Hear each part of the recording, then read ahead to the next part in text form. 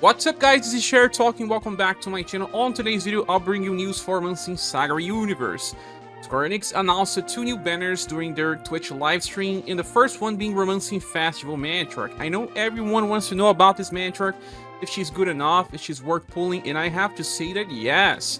But, well, let's go to Reddit. We have a post by Hans43. He made all the notes about differences in global and JP. We don't have the full information here, but we can check on our SaGa with Matriarch being a very, very useful style. So remember when she was meta because she could buff, and then boss now will stop your buffs, and buffing is not the only thing that matters. Defense boost matters, and many other things. Now they fixed the problem that Matriarch had, and now she's fixed it, and very useful. First, she has this Paean of Elation.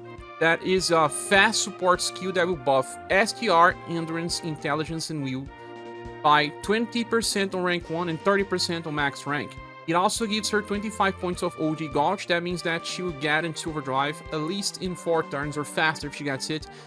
The good thing is that this is a fast skill. Remember that her buffs were more about one defensive status.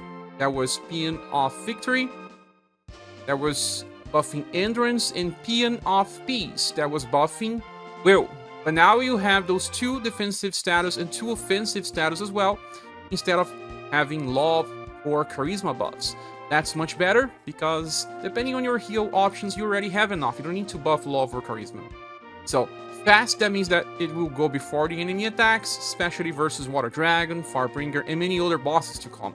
The second skill, Heavenly's Heal, is a recovery fast skill that will recover all allies' HP and revive if needed.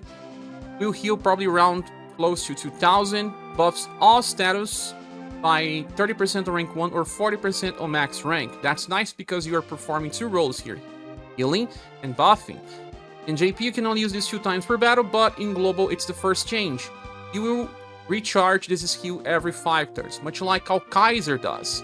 So that will allow you to buff and heal on the same time, in all status even. That's awesome. Then we have the third skill, Holy Lens. That is a single target attack that's Pierce and Sun, and every time she attacks, she gives this attack boost for all surviving allies. This increases damage potential by 15%, so you get 45% by using this on a turn. So you can increase damage potential by everyone, but I don't know, depending on the situations, it will still be better to buff than use this skill, but it's still damage and she performs well on overdrive. But on overdrive, having a buff that is fast can also be interesting. Depends on the situations. Then she gets 12 VP on start. She has 6 VP per turn because of 2 different passives, and on start of each turn, she gives this passive called Desired Tone that's broken. Because of the current meta game, where bosses will stop your buffs usually every turn, when any of your allies attack, they will buff all of their status by 20%. This can trigger up to 2 times in fight. Why up to 2 times? Because characters like Leon can trigger this multiple times. So in order to stop them, in the second attack, Leon stops getting status. Ihachi, on her overdrive turn, she attacks 3 times. That means that she will trigger this times. And many other characters with chase mechanics will benefit from these 2 times. So, look. You are already buffing 30%. And if your character managed to buff 40%, it's 70% buff in that turn. That's pretty amazing, because it also buffs defensive status, allowing you to protect yourself versus ailments, increasing damage potential as well. She still buffs all status for all surviving allies on odd numbered turns. So on turn 1, if you choose to use her skill 1, you will get 45% Endurance and Will for everyone before they even attack. And on even numbered turns, she then heals everyone by around 300. Then she has 30% damage increase, 30% damage reduction. She also gives 15% damage potential and 15% damage reduction to everyone with her second passive. So she is a fast buffer. With cheap skills, she can use the first skill anytime. She has 6 BP, meaning that even when she wants to use her heal, she always has enough BP as well. And now in global, she can even inherit Paean of Protection that heals and gives evasion to switch between those 2 options whenever you need. So very useful character. that even if a boss removes all of your buffs in the same turn, you can still buff again on the next and still be protected. An OP tier character that will be relevant from now on. Matriarch also got some status buffs. She got 5% increase into her STR, but also 8% increase to her endurance. That's something good. Her skill number 3 is also now critical to Undead and Demon, but that barely changes the picture. She's already good enough. Now the second character will be Paulus, and this guy is amazing, but he's also someone that needs to have a squad built around himself. That's not a big problem because he works with many different characters. He has a free skill that buffs STR by 15% on max rank. That is both blunt and can give him 25 points of overdrive, so pretty much a free normal attack with extra power and debuff. The second one, Destructive Shock, is a full AoE attack with blunt and shadow damage. That buff breaks the enemy so that it removes all buffs applied. It's the first full AoE version after Arsenal. It has a very high cost, and Xiao, because she also has Vortex that can remove buffs from enemies, but will also remove your own buffs. So that's not very great, especially when using with someone like Matriarch. So it deals damage and it's indirect. That's important because we will discuss indirect attacks with Paulus. Third skill, have a nerf crashing attack. That's a double S power skill that doesn't do much damage, but it does have 2 debuffs. Chance to debuff the enemy dexterity and agility by 30%. Well, his intelligence is not the greatest one, it's 90%. Sometimes we may actually even want to use him in a formation that will buff his intelligence, but depending on the cards that you are using, like Matriarch, he will always have enough intelligence to debuff. But the good thing here is that we debuff dexterity as well, and that is important in some cases. We don't have as many dexterity buffers as we have for intelligence in STR based, but usually intelligence debuffs are more important to stop debuffs or ailments. Then he has a very powerful passive called Plan of Decline. He gives this to everyone in global. In JP, he would not give it to himself. That when you attack with someone in your party, you then have a guaranteed debuff to the enemy's STR and endurance. But when you are using indirect attacks, you would then guarantee a debuff to the enemy intelligence and will. So those 2 different status are not included into his S3. That means that he can actually cover everything, but one via action, the other one via passive. This guy will work super well with people that can attack multiple times, because this can trigger 2 times, much like Matriarch's strategy. And if you are bringing, for example, Leon will attack with 2 indirect attacks. So that will give you 2 different effects. I believe that if a character can attack with a direct and then an indirect attack, you can still get both effects. And can bring people like Rock Bouquet that attacks indirectly. Also people like Xiao that already has debuffs and attack multiple times. And then you can expand her debuffs and then benefit from Paulus as well. Sometimes you will not need to have 2 debuffers, but just explaining if you do need extra debuffing via 2 different characters. Now imagine Jo becoming a debuffer as well. She attacks at least once, sometimes 2 times, sometimes 3 times, giving you the average of 2 hits, helping you debuff the enemies even if it just removes debuffs by the end of the turn. There are other characters as well.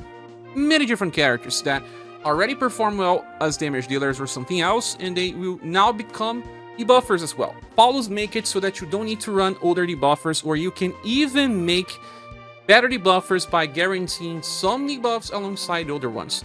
It will be amazing for boss fights that only removes buffs by the end of turn. If a boss checks debuffs in mid-turns with the 5 weakness, well, there's still some problems there, but all the other debuffers will have those types of problems anyway. So, can be the best debuffer in the game easily, just depends on squad composition and, well, sometimes enemy behavior. He also has a 50% chance to chase with his attack that can debuff STR and intelligence by 15%. And on global, he got also a 50% chance to chase with his original skill tree. So, one that can debuff STR and intelligence, the other one that can debuff dexterity and agility. The S3 has higher potential. This one can debuff 25%, the other one would just debuff, I guess, 15%. Or 10. I don't know if it's medium or small volley. But the guy is crazy. He can even do damage while being a debuffer. And he can do damage because of heat up, because that gives him 20% damage potential every turn to reach 100% on turn 5. He also gets 2 extra BP, and he still has 30% damage reduction, does not need to equip to resist, and another 30% damage increase for a total of 130. And, well, he comes ready to do whatever you want, although there is one skill from his past styles that can be useful, and that one is the Meteor Rolling Attack, because this one can debuff already STR and Intelligence, and this is a Platinum style, so you can use it as a command, and get it sometimes as a chase, and still get benefit from the passive that now works with himself as well, since it was not working on himself on JP. Paulus is a very good style, and I recommend pulling for him as well. You can easily define him as OP because of working for any type of content, just changing your squad around. Then the last one will be Torpe, and Torpe got some buffs in global as well, but I would say that this guy is made for Remembrance. It's not really that great for our content because we have better counter attackers. He does have a skill that recovers HP by around 1,200 for 3 BP only, that has both slash and blunt. Then he has a second skill that buffs all surviving allies will by 30% with a AoE attack and C power. Pretty great following. And the third one is a fast support skill that gives a guard up that decreases damage taken by 50% for 3 turns and has 2 times usage. This again is made for Remembrance and can decrease damage taken by quite a lot, and X Remembrance is still hard for many people even with Strumniken, so he just keeps everyone's alive. When he's attacking, he has this attack called Fierce Slash that can buff all surviving allies STR by 20%. Well, this is a guarantee, so that's great. Then, on every 5 turns from start of battle, he will recover the utility of using Battle Cry of Bravery. So, you can use his guard up on turn 1, then again on turn 4, then yet again on turn 7, for example, and then again on turn 11. So, many Remembrance fights will last less than 10 turns. He will keep people protected. Then, he also has a 25% damage reduction, has 2 extra BP. Then he will also reduce damage taken when resisting by 40%, 37% chance to evade resisted attacks, and has 20% damage increase. Well, all in all, this is a character that will really benefit Remembrance battles, but you would not be using him even when you consider that he got a buff to his STR, Endurance, and now his second skill. It's even better because this is now fast. It will still buff the will of everyone's, but after that he enters defensive counter stance for that turn, and he will be able to counter with a deep power AoE attack that buffs STR of our allies by 15%, I believe. I'm not so sure if this will scale with the skill level, but if it's not 15%, it's 25%.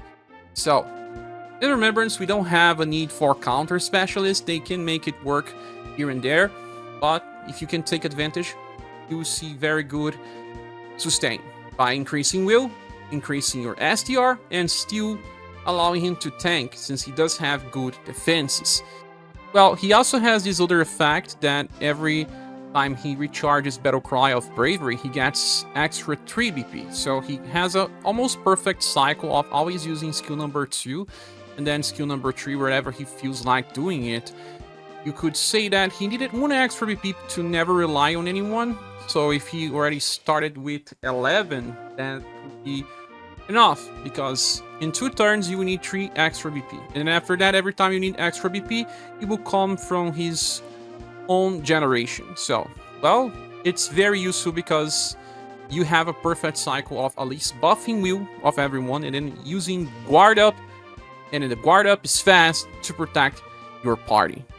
I would have to say that people without Julian can even use this guy on hard challenges, because this guy can still buff will and then buff STR on counter. It's not as much as Julian. Julian buffs even when he's attacked by indirect attacks. But, well, overall you can still give that guard up extreme. That is very useful and keep people alive, and then counter unapplicable. I believe that in a banner where the other two characters are already OP grade, this is easily a triple S grade just by the defense utility of the character and even a very good utility on remembrance fights. Well, this banner is really interesting. I really like this banner because it does not need inheritance, the characters come ready and they are good in what they do. So it's easily a golden award banner, and I recommend pulling here for Matriarch and Paulus at least, and even if you are close for pity, go get that Torpe because he is good, and if you don't have Julian or Human Mayo, he will be even better. But that's just my opinion. What is yours? Please see here in the comment section. I'll be making the full review later. Thanks so much for watching. If you want to help the channel, we have links on the description, and I hope to see you soon in the next video or live stream. Bye.